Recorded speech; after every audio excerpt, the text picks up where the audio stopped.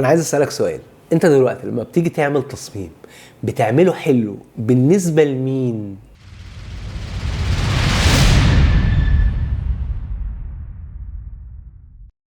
ازيكم عاملين ايه؟ هنتكلم النهارده عن مشكله بتواجه كل مصمم جرافيك تقريبا، وهي ان العميل ساعات كتير مش بيقدر شغلك وممكن يطلب تعديلات تحس ان هي بتهدم الابداع اللي انت عامله، وده بالظبط اللي بنسميه الابداع التقديري. يعني ايه؟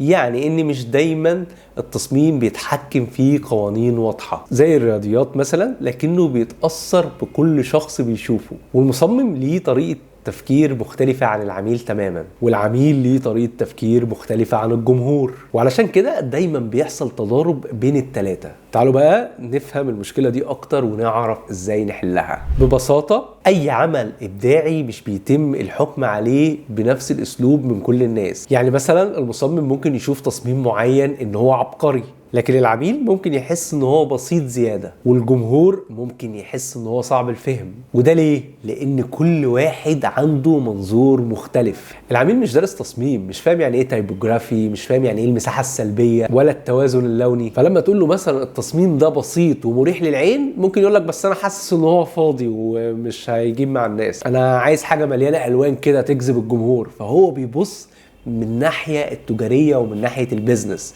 اللي بيجذبه هو شخصيا هو اللي بيطلبه منك. فممكن تلاقي ان العميل شاف تصميم معين عند منافس وعجبه، فيجي يقول لك انا عايز التصميم بتاعي زي التصميم بتاعه، او عايز اللوجو بتاعي يبقى شبه اللوجو بتاعه. فبيبقى عندك انت صعوبة وتحدي ان انت توصل له ان انت لازم تكون براند وتكون فريد بنفسك. ونوصل من كلامنا ده ان التصميم ملوش منظور واحد، ليه اكتر من منظور. يعني احنا عندنا بيبقى فيه رؤية المصمم، وعندنا رؤية العميل، وعندنا رؤية الجمهور، وده عبارة عن مثلث ب3 رؤوس لازم تحطه في دماغك وانت بتعمل اي ديزاين او بتشتغل على اي شغل لاي عميل. وممكن تلاقي الجمهور نجح معاه حاجة لا عجباك ولا عجبة العميل، واحنا كمصممين لازم ناخد بالنا من ال3 اعتبارات دول، زي ما حصل قبل كده في حاجات كتير زي اللوجو بتاع بيبسي او انستجرام او حاجات كتير تانية.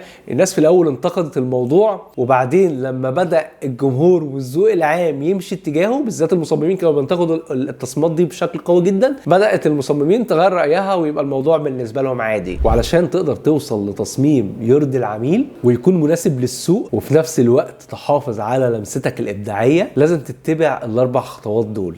1. فهم العميل، يعني بدل ما تشتغل على التصميم بشكل مباشر اسأل العميل أسئلة عامة. يعني ايه الهدف من التصميم؟ عايز الناس تحس بإيه لما تشوف اللوجو ده؟ الطريقة دي هتخليك تفهم احتياجاته وما تخليهوش يفرض عليك اسلوب معين. تاني حاجة اعرض على العميل الفكرة ببساطة، يعني ما تعتمدش في طريقة شرحك ليه ان هو فاهم ديزاين وفاهم المصطلحات الخاصة بالجرافيك ديزاين والتصميم. فلو انت عايز تنقله صورة معينة لازم تنقلها له بشكل مبسط وسهل. تالت حاجة وهي اختبار التصميم لشريحة الجمهور، فلو انت مختلط بمصممين او في ناس حواليك بتثق فيها ممكن تعرض عليها التصميمات اللي انت بتعملها عشان تشوف ارائهم حتى لو مختلفة معاك. احنا مش بنقول ان انت هتمشي على ذوقهم، بس هتاخد فكرة عن الرأي العام، فهينور لك على اماكن معينة في الديزاين تاخد بالك منها سواء في التصميم ده او بعدين، فتلاقي نفسك فاهم الناس بتفكر ازاي، فهتعرف ازاي تقدر تنجح معاهم. وافتكر ان شغلانتنا مش معتمدة بس على النواحي الفنية، هي في الاساس هدفها البيزنس والتسويق. رابع حاجة وهو الذكاء في